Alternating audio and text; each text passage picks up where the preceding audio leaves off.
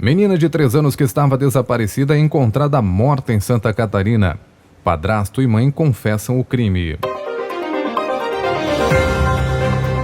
Foi encontrado nesta quarta-feira, dia 6, o corpo da pequena Isabelle de Freitas, de 3 anos, em Indaial, no Vale do Itajaí, em Santa Catarina. Conforme os familiares, a menina estava desaparecida desde a última segunda-feira, dia 4. A confirmação da morte foi divulgada pelo delegado-geral da Polícia Civil de Santa Catarina, Ulisses Gabriel.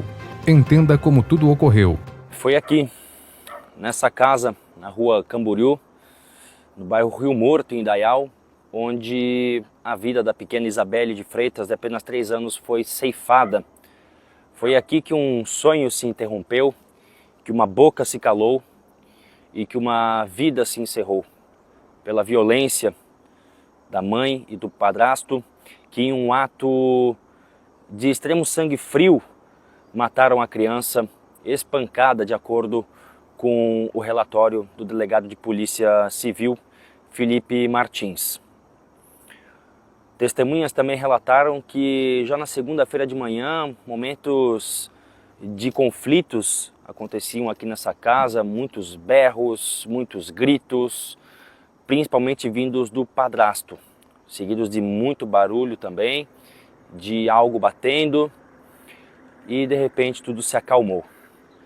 Mal sabia a vizinhança que neste momento Isabelle de Freitas já estava morta dentro dessa casa.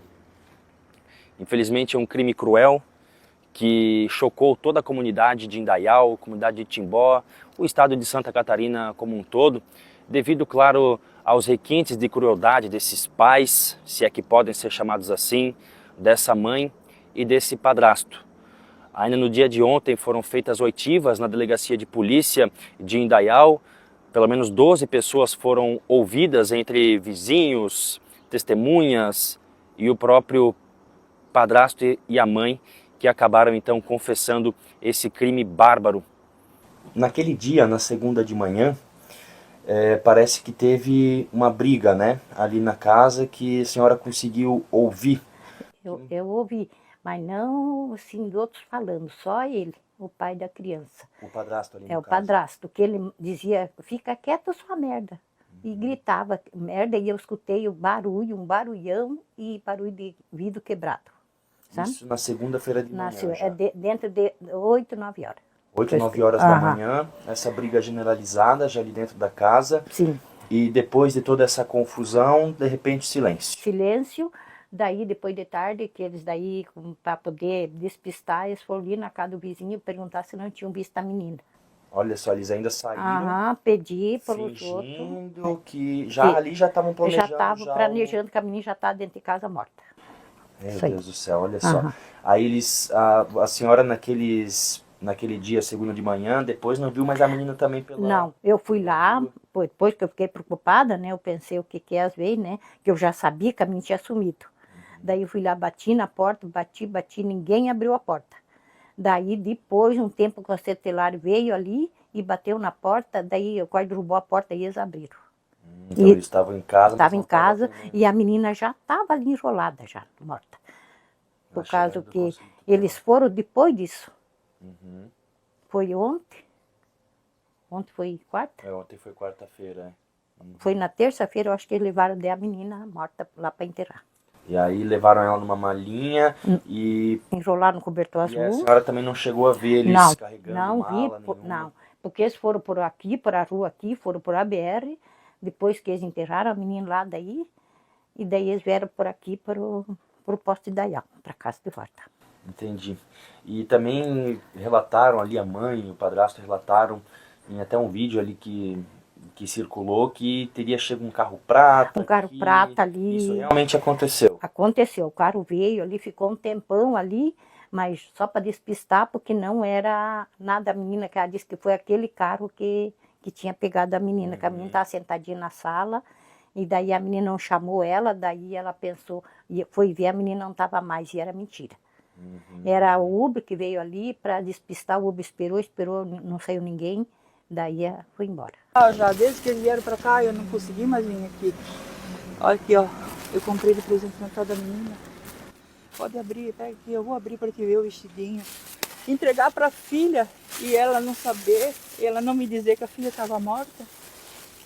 Olha aqui, ó.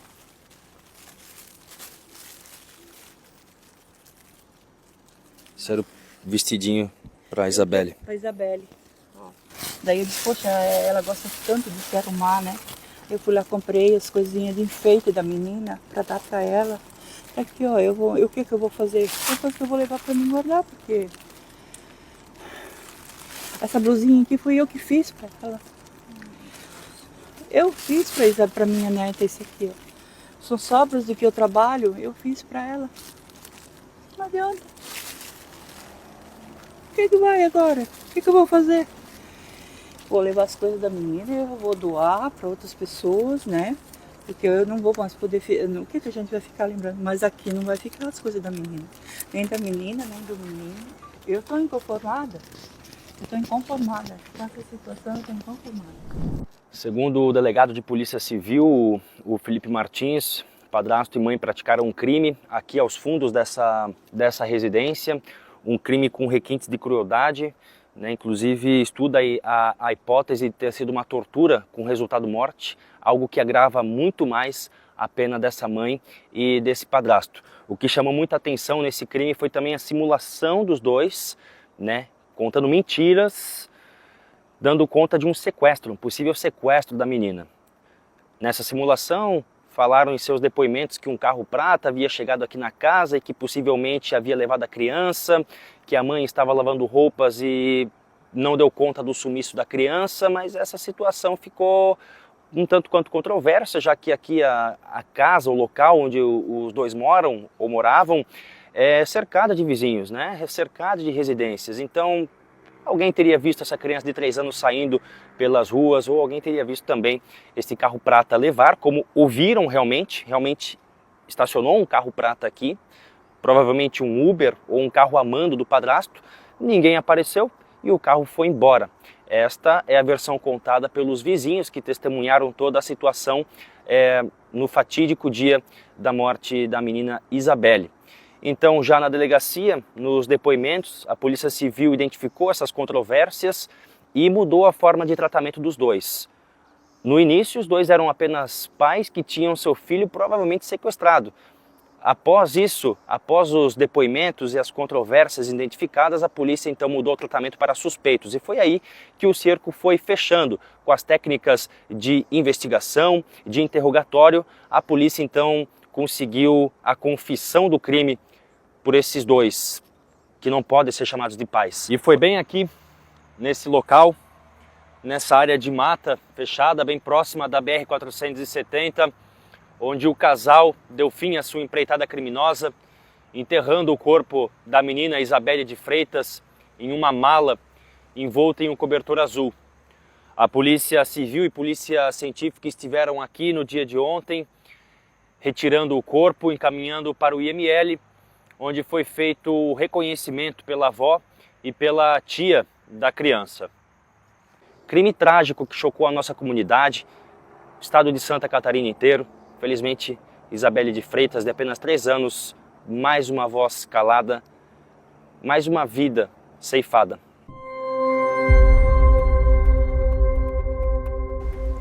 O delegado concedeu entrevista coletiva e você confere através dos colegas do portal Aquibadã Notícias. A gente está desde cedo aí, tá, nessa missão. Vou pedir a compreensão dos senhores, todo mundo muito cansado também, certo? E o que aconteceu foi que na segunda-feira foi noticiado para a Polícia Militar o desaparecimento de uma criança de 3 anos. E aí, consequentemente, hoje a Polícia Civil tomou conhecimento desse fato no período da manhã. Esse fato ainda não tinha sido noticiado para a Polícia Civil e imediatamente quando nós tomamos conhecimento desse fato, a nossa equipe já se deslocou para o local, conseguimos coletar as primeiras informações e já no primeiro momento percebemos uma certa incongruência, uma série de situações controvertidas ali, de narrativas. E ao longo da tarde ouvimos diversas pessoas, foi noticiado também uma suposta existência de um veículo cinza que estaria no local, que esteve no local e que, em tese, poderia ter sido responsável pelo sumiço dessa criança. Então foi criado um cenário inicial de que a criança poderia ter sido sequestrada dentro da própria casa. Fato é que a gente identificou já, no primeiro momento da tarde, quem seria o tal veículo, quem seria o proprietário do tal veículo. A pessoa foi ouvida aqui na delegacia e ficou bem claro para a gente de que essa pessoa ela foi até ali a pedido, né, do padrasto da criança no período da tarde e que ninguém entrou no veículo. Ficou ali por cerca de 5, 6 minutos esperando, deu tempo, cancelaram a corrida e a pessoa voltou ao seu trabalho. Quando da oitiva dessas pessoas em sede de delegacia, constatamos ali essas divergências, testemunhas ouvidas que narraram uma briga muito grande ali dentro da casa no período da manhã, quebra-quebra, bate-bate.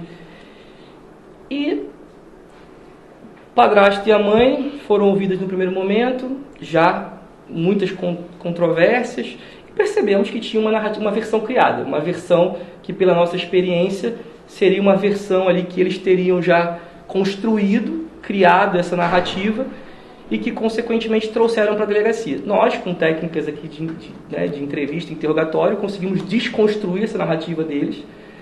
E em determinado momento, quando eles perceberam que eles não tinham mais escapatória, não tinham mais para onde sair, que a polícia já tinha descoberto ali e avançado bastante, apesar de estarmos numa investigação de menos de 24 horas, mais uma vez, conseguimos constatar, e eles, primeiro ali, o padrasto da criança confessou, e num primeiro momento narrou que tinha iniciado as agressões, e que a mãe também teria participado, e que em determinado momento a criança teria evoluído a óbito, e a partir do momento que a criança evoluiu ao óbito, que eles perceberam que a criança estava morta, eles tiveram a ideia de se livrar do corpo. E aí, quando eles se livram do corpo, eles colocam a criança dentro de uma mala e saem os dois com a criança dentro de uma mala, uma criança de 3 anos, criança morta. E levam essa criança para uma área de mata, ali na BR, na rodovia BR-470, e uma área de mata fechada, bem distante, e enterram essa criança ali. E aí hoje, a partir do momento que eles realmente perceberam que não tinha mais escapatória, principalmente o companheiro dela se prontificou a levar a polícia até o local.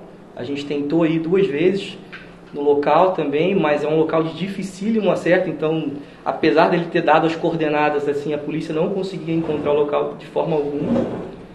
E aí ele falou, não, delegado, eu vou lá com vocês.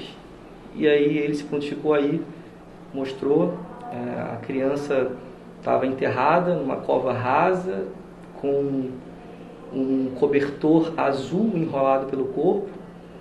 Nós imediatamente também acionamos a perícia que esteve no local e também estamos realizando a perícia na residência, né, com diversos reagentes ali, porque há indicativos de bastante extravasamento de sangue na residência, né? Então, essas investigações, apesar de prematuras, elas são bastante contundentes, né? Eles foram reinterrogados, eles foram ouvidos primeiro ali em termos de declarações, porque é uma família em tese de uma pessoa que está sumida, desaparecida, em tese até mesmo sequestrada, mas aí já no segundo momento eles foram interrogados, né, na qualidade de suspeitos, e aí nesse segundo momento ali ambos confessam, mesmo com a confissão ainda há algumas contradições, certo, que a gente vai conseguir aprofundar ao longo das investigações, mais pessoas serão ouvidas. Também fizemos a apreensão dos aparelhos celulares, né? E o que a gente tem é que eles realmente confirmam que combinaram uma narrativa depois do crime, que levaram a criança ali para ocultar esse cadáver. O crime aconteceu segunda-feira de manhã? O crime aconteceu na segunda-feira de manhã. Delegado, por que ele alegou que ele bateu ela, bateu até a morte? Como é que foi? O que está muito claro para a polícia, tá, a partir da narrativa e da oitiva de testemunhas, inclusive uma testemunha que convivia com eles na residência, é de que eles praticavam os atos ali como uma forma de correção. Só que essa correção, houve um exagero muito grande. E aí, consequentemente, aconteceu o que aconteceu. A mãe da criança diz que ele simplesmente agrediu a criança porque ela teria olhado feio para ele. Ele já narra que eles estavam com um problema com o conselho tutelar, porque estavam recebendo denúncias, e que a criança não estava querendo se alimentar e que ele estava querendo ali forçar que a criança se alimentasse e que, como uma forma de repreender, acabou agredindo. E segundo ele, não foi só ele que agrediu, foram os dois que agrediram, e o resultado da morte foi ocasionado por ambos, e que depois da morte, eles em comum acordo, considerando que a possibilidade de serem presos, eles combinaram realmente a questão de colocar a criança dentro de uma mala e levar para o mato. Delegado, e essa outra criança que morava com eles? Essa outra criança está na delegacia, né? Estava até pouco tempo atrás, já com o conselho tutelar também, já foi acionado o genitor, o pai da criança, né? O genitor, o pai da criança, para que fique com ela. A mulher realmente está grávida? Não foi feito um teste por parte da polícia, mas ela narra estar grávida. Delegado, o corpo cabia dentro da mala e foi esquartejado, algo do tipo, ou só foi colocado? Só foi colocado, uma criança de 3 anos, de porte bem pequeno, então caberia dentro de uma mala. A agressão física, simplesmente agressão física, claro, grave, foi só, enfim, usar algum material para matar a criança? A gente está apurando ainda, tá? A narrativa, inclusive, é de que batiam a cabeça da criança na parede. Então tem uma série de variáveis, bater com vara, foi encontrado agora há pouco também pela polícia científica lá, e junto com a minha equipe que está no local, um bastão com sangue, com vestígio de sangue. Então a gente tem que... Está muito cedo para a gente afirmar qual que são os instrumentos que eram utilizados, né? E inclusive a gente também não afasta a possibilidade de termos um crime de tortura com o resultado morte, tá? Nós temos o homicídio, que é um crime X, e nós temos um outro crime que tem até uma pena maior, que é a tortura com o resultado morte.